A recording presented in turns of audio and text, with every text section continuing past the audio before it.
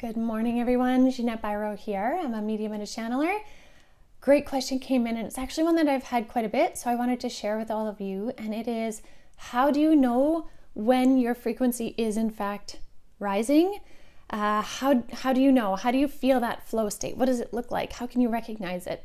So essentially, to keep this short, there's many ways you can recognize it, but one of the most significant that I find very noticeable, and my guides were also mentioning as well, which is why there's your answer, is to recognize your reaction to things. And so what I mean by that is, you know, when somebody cuts you off, or someone doesn't hold the door open for you when you've got 20 bags you're trying to carry, like just things like that, where someone does a thing and maybe your old reaction would be to use a whole bunch of interesting words to describe your feelings at that moment. Or to judge them or be like, that person is a horrible person. Whatever that may be, when you start to notice your reaction is changing to those situations, that means your frequency is rising. And what I mean by that is, say somebody cuts you off and your reaction, maybe the first one starts to come in of like, that person's rude or whatever. But instead you're like, I wonder if that person's totally in a rush. And maybe they're rushing to the hospital because one of their loved ones is dying. Or maybe their wife is having a baby.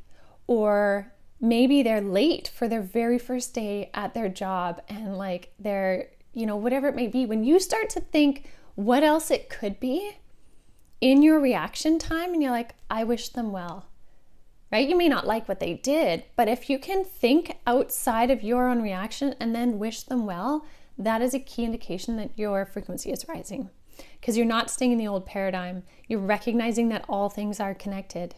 And so what I would encourage all of you to do or to consider is, if that isn't a natural response, that is completely okay, first of all. But now that you know, you can consciously choose to ask that question.